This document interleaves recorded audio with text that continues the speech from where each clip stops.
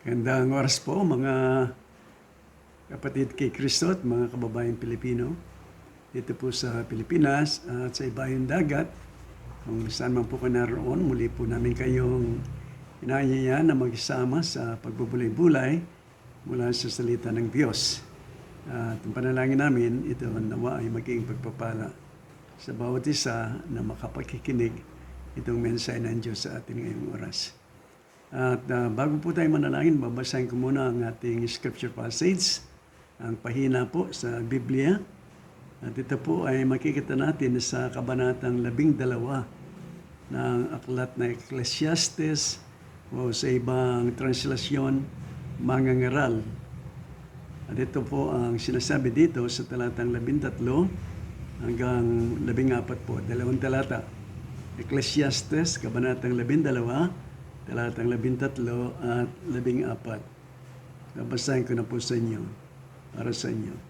Ito ang wakas ng bagay, lahat ay narinig, ikaw ay matakot sa Diyos at sundin mo ang kanyang mga utos.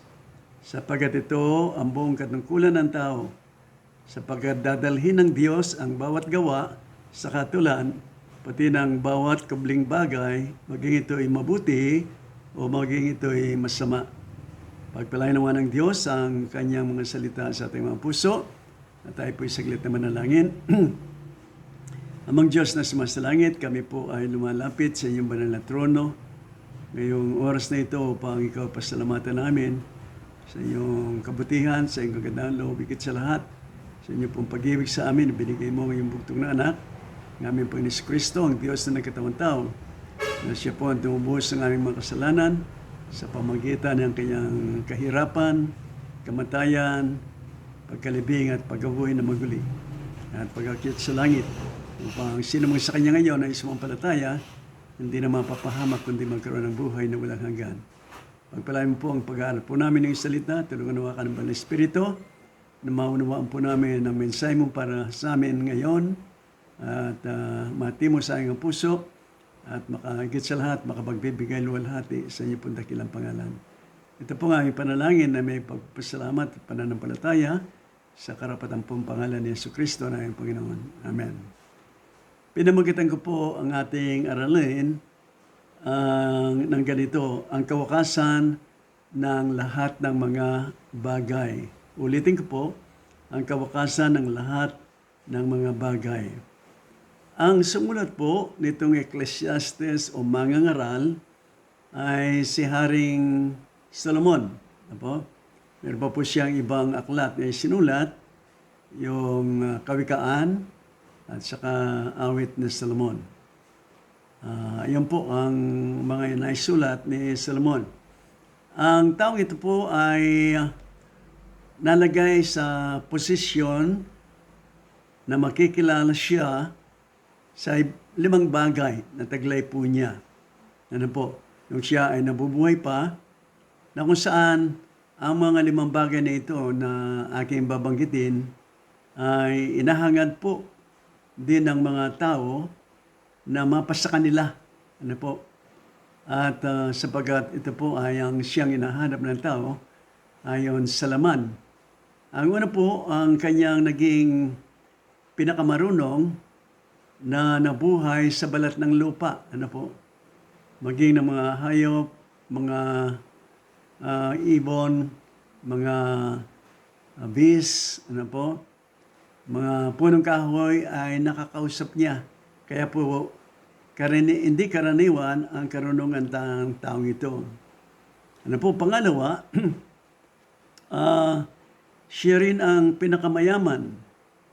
Ano po? Sa lahat ng tao. Hindi siya mapantayan sa kayamanan, meron po siya noong panahon ay nabubuhay pa. Ano po? Pangatlo, siya ang pinakatanyag na tao sa balat ng lupa. Kung kaya pati ng reyna ng Ethiopia ay kusa siyang pumunta roon at para alamin kung ano yung talagang kalagayan ni Haring Solomon sa Jerusalem. Ano po? Marunong siya, pinakatanyag siya, at ano nga ba sabi ko nila? pinakamayaman siya, no po, sa lahat ng tao. At ang pangapat po, siya makapangyarihan sa ibabaw ng mundo. Alang higit pa sa kapangyarihan niya. Siya isang hari, no po.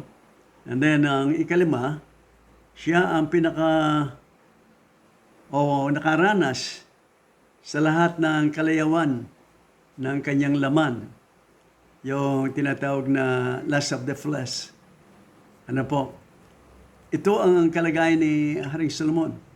Subalit, alam po ba ninyo na ang naging conclusion niya sa kabila ng lahat ng ito, hindi po niya sinabing siya ay nakontento, hindi niya sinabing siya ay nasiyahan, na po, kundi ang lahat po ng mga bagay nito, nung magkaroon siya ng conclusion, na po, ang mga bagay na naging karanasan niya.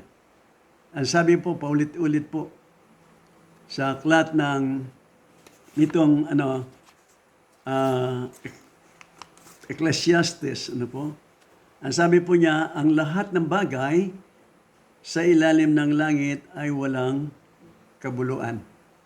Ibig sabihin, lahat ng mga bagay na binanggit ko sa inyo na taglay niya sa panahon na nabubuhay siya, ang naging kawakasan ng kanyang pangusap, sabi po niya, lahat ng bagay sa ilalim ng langit o dito sa sangkalupaan ay walang kabuluhan.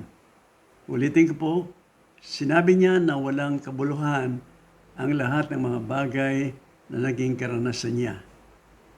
At ganoon din po ang sinasabi ng Bagong Tipan sa aklat ni Apostol Juan, na po sa unang sulat niya, sa kabanatang 2,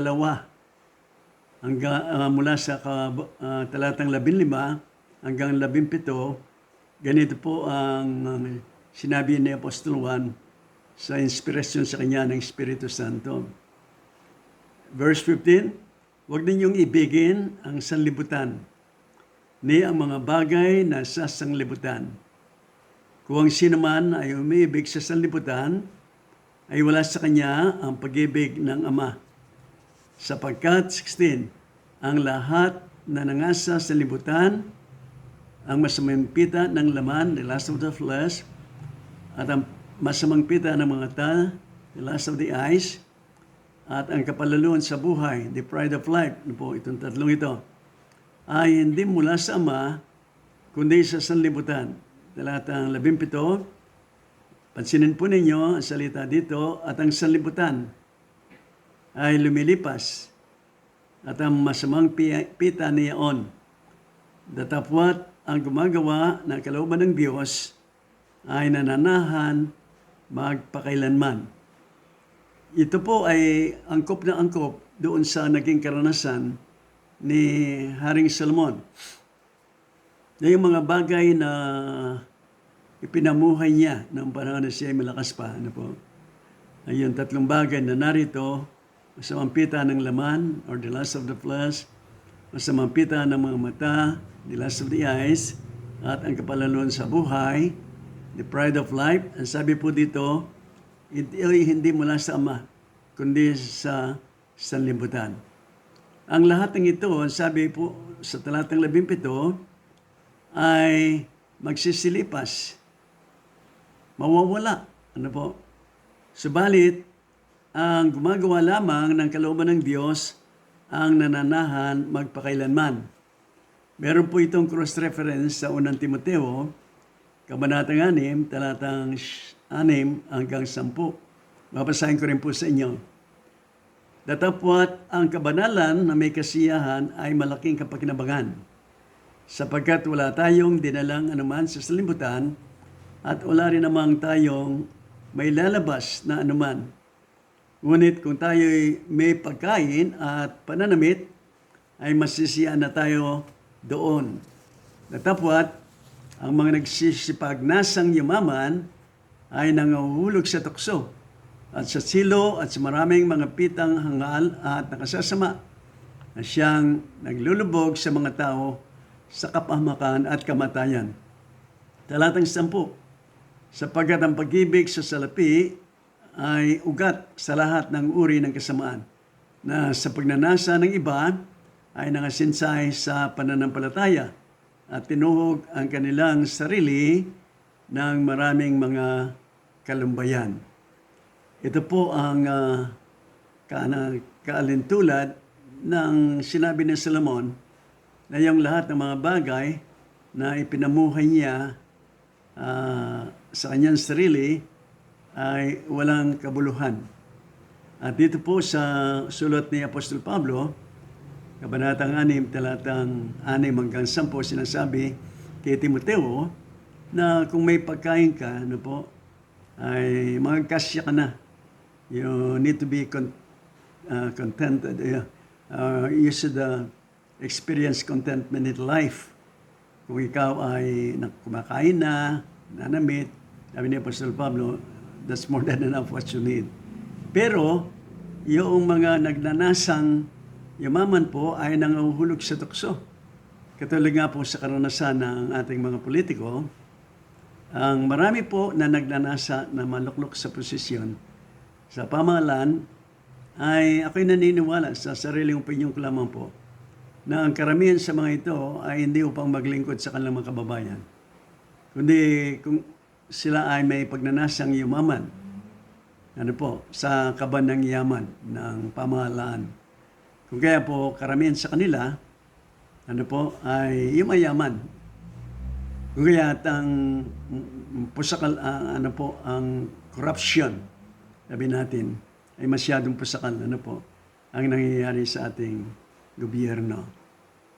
Sapagat ito nga po, kapag ka ninanasa mo na yumaman ka, na po, kadalasan kahit sa hindi ikangay sa mabuting paraan, ay nangyayari po sa pagnanasa mo lamang.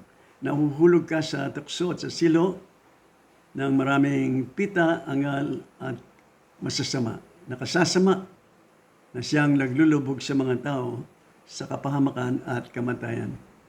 Kung kaya po kung ang ganito ang kalagayan po ng mga tao, na dahil sa kanilang kayamanan na ninakaw at ayaw nilang ibalik ito, no? Gaya po ng sinabi ng ating Panginoong Kristo sa isang kabataang mayaman, sabi niya, ipagbili mo ito, kayamanan mo, pamigay mo sa mga doka at sumama ka sa akin. Nung marinig po ng mayamang kabataan ang pangusap na ito ng Panginoong Kristo, tanalikuran ng ating Panginoong Kristo sapagkat siya po ay ubod ng yaman siguro. Kaya mahirap, sabi ng ating Panginoong Kristo, ang pumasok ang mayaman sa kaharian ng Diyos. Mahirap nga lang po, pero may posibilidad. Ano po? Kabaligtaran naman po yung kay Nicodemo. Si Nicodemo, nang marinig niya ang pangungusap ng Panginoong Kristo sa loob ng kanyang bahay, of course, while Jesus was inside of his house, he didn't just sit down, ano po, and then at the same time, he preached the kingdom of God. Of course, including the repentance of sins, ano po, to turn from this. Kung kaya ako'y naniwala, na-convict si Zaccheo. Kung kaya bago lumabas ang Panginoon Kristo sa bahay po niya, kanyang sinabi, narito Panginoon ang kayamanan ko, kung ako'y nakasakim, yung tinatawag na covetousness, ay binabalik kong makaapat na po, na beses sa mga dinaya ko. At liban dito, yung talagang kayamanan ko, kalahati dito, pamimigay ko. Alam po ninyo, yun ang naging conviction niya. At alam niya na ang Panginoon Kristo ay kanyang pinangaral ng patungkol dito. Kung kaya sabi ng Panginoon Kristo, ngayon ay dumating ang kaligtasan sa bahay na ito, sapagkat siya din naman ay anak ni Abraham. Well, sa mga mayayaman sa kasalukuyan, at lalo na kung ito'y nanggaling, ano po, sa corruption, sa pamahalaan, they need to put it back to the treasury of the government. They need to distribute po, the riches. Kasi po, wala naman talagang madadala ka, sabi ni Pablo kay Timoteo. Dumating ka rito na walang dala-dala, nang ikaw ay sanggol, At mawawala ka rin dito na walang dala-dala. What I'm saying, ang maliban lamang doon sa kasuotan mo at sapatos, minsan, na po, may mga tao kasing ganun, may mga kultura na marami ang kanilang pinapadala at inilalagay sa loob ng kanilang kabawong, ano po. At subalit, ang ganda lamang sa taon, hindi ito makaakyat sa langit, na po, sa kabilang buhay. Kaya nakalulungkot po, kagaya po ng Lunes, nakapunta kami sa isang lugar dito sa City of San Fernando, Pampanga, doon sa lugar ni Laos, no po. Si Laos po ay na-aksidente ng helicopter. Bata pa siya, hindi pa ganong matanda. Mata pa po siya. Tanda akong hindi hamak sa kanya. Subalit, nung ma-aksidente po sa helicopter, namatay siya. Kaya habang kami po ay lumilibot sa kanyang lugar, nakita namin, actually, that was my second time to go around the place. Ano po. At nakita namin yung malaking building niya, mga hotel, mga magagarang kotse, sasakyan, motorsiklo, at mga gusali na pinapa-rent po. Ano po? At sabi nga ng panganay ko, Pastor Nathan, ang daming iniwan ni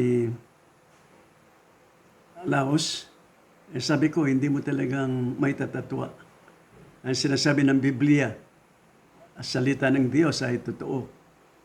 Dumating ka rito na walang dala-dala, pagkamatay mo, wala ka rin madadala kahit anong yaman mo, kahit anong bagay na ipinundar mo dito.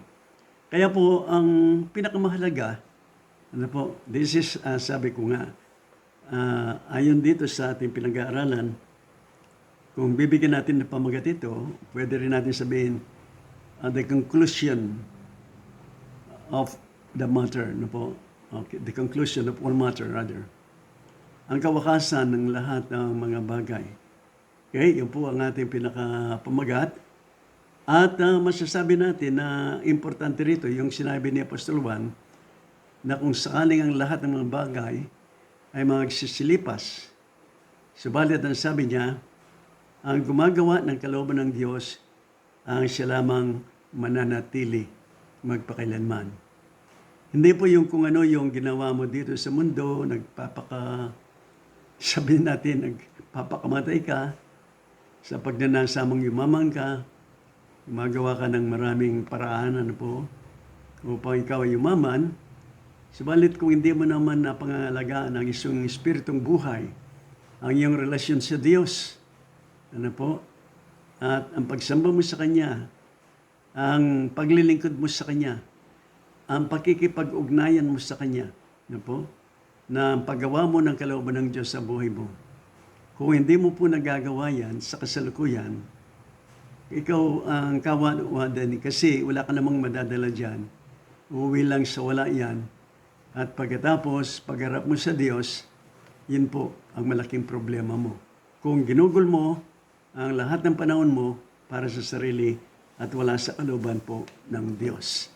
Okay? Kaya nga po si Solomon, dito po sa Kabanatang 12, dito niya po pinapangaral ngayon sa mga kabataan, sa mga taong buhay pa sa laman, na kinakailangan nilang alalahanin ang kanilang Diyos abang sila mga bata pa, mga kabataan pa, mga sabihin natin, mga malalakas pa. Sabi po dito sa Kabanatang 12 din, ng Ecclesiastes, talatang 1, sabi po dito, alalahanin mo rin naman ang may lalang sa iyo. Sino po yung may lalang sa atin? Ang Diyos. Sa mga kaarawan ng iyong kabataan, bago dumating ang mga masamang araw. Ano po yung mga masamang araw? Tulad po, pagtanda mo, marami ka ng mararamdaman sa katawan mo. At yung masamang araw, katulad nga po, pagka halimbawa, na-aksidente ka, napilay ka, o nalumpo ka, o hindi mo na makikita, na malabo na mata mo, marami ka ng karamdaman sa laman. Sabi dito, bago dumating ang masamang araw, yun po ang mga masamang araw . Yung marami ka ng nararamdaman sa katawan mo, at marami ka ng bagay na kinalungkot mo. Sabi ni Solomon, alalahanin mo bago dumating yung mga araw na iyon, ang mili lang sa iyo. At ang mga taon ay lumapit pagka iyong sasabihin, wala akong kaluguran sa mga yaon. O wala akong kasiyahan na po sa mga bagay na mga nakaraan. Okay. Kaya po, bago dumating yon, kinakailangan alalahanin na natin ngayon ang ating Diyos na lumikha sa atin. Alalahanin na natin ang kahihinatnan ng ating walang hanggang buhay. At ito nga po ang sinasabi sa ating aralin. No po, na sa talatang 14, may kaukasan ang lahat ng mga bagay. Dadali ng Diyos ang bawat kubling bagay, maging ito'y mabuti o maging ito'y masama. So ngayon, kung lahat ng bagay magsisilipas, ano po, at magbibigay sulit tayo sa Diyos, ang kawakasan ng talata sinasabi rito, ang buong katungkulan ng tao, una ay matakot sa Diyos. Ibig sabihin na matakot sa Diyos, hindi naman gaya ng isang ama na mabagsik sa kanyang mga anak. Hindi po ganon. Ibig sabihin, respeto ang ginagawa natin sa Diyos. Ginagalang natin ang Diyos. Kinikilala natin ang kanyang kapangyarihan. Kinikilala natin ang bawat bagay na nangyayari sa buhay natin na yun ay plano ang Diyos, mabuti ang Diyos, sa kabila ng lahat ng mga bagay na yan. Yun ang takot sa Diyos. At pangalawa, sundin ang kanyang mga utos. Ito po, no? Sumunod tayo sa mga utos ng Diyos. Huwag tayong magmatigas, okay? Huwag tayong mga tuwiran ng ating sarili. Kundi, kung ano ang utos ng Diyos ay sundin natin. Bagamat ang utosan ay hindi po nagparaan ito para maligtas tayo, kundi lamang yung ginawa ng Panginoon Kristo para sa atin sa pagtubos ng kasalanan, iyon lamang po makapagliligtas sa atin. Subalit, ang totoong pananampalataya kay Kristo, totoong pagtanggap sa Kanya, totoong pananalig sa Panginoon Kristo pang maging anak ng Diyos, ang kadugtong po nito, na po, yung pagsunod sa utos ng Diyos. Okay, as a result, not a means of our salvation, but as a result of our salvation. Kaya sabi nung Ephesians 2:8-9, we have been saved through faith in Christ. But God ordained us into good works, that He already prepared that even before that we may walk in them. Ibig sabihin, yun po ay bunga ng tunay na pananampalataya ang paggawa ng mabuti. Bunga ng tunay na pananampalataya ang pagsunod sa mga utos ng Diyos. At pinakahuli po dito, sabi, dadalhin ng Diyos ang lahat ng gawa sa katulan, maging ito'y mabuti o maging ito'y masama. So mga kapatid at mga kaibigan na nakikinig sa mga sandaling ito, ano nga po ba ang pinahalaga nating higit pa na po kaysa mga bagay ng sanlibutan? Tandaan natin, hindi po mananatili yung kayamanan mo, yung mga ipinundar mo dito sa mundo. Pagdating ng araw, kung hindi ka naglingkod sa Panginoon, kung hindi mo ginawa ang kalooban ng Panginoon, ikaw ay magsisisi, ngunit huli na ang pagsisisi mo. Kaya ngayon ikaw ay malakas pa, sabi ni Solomon. Ngayon ikaw ay makasamba pa sa Diyos, kasama ng mga kapatiran kay Kristo, na po, sa loob ng kanilang kapulungan. Sumama na ka sa kanila. Kung ikaw ay may mga bagay na maitutulong sa gawain ng Diyos, ibigay mo yan sapagkat yan pinagkatiwala ng Diyos sa iyo.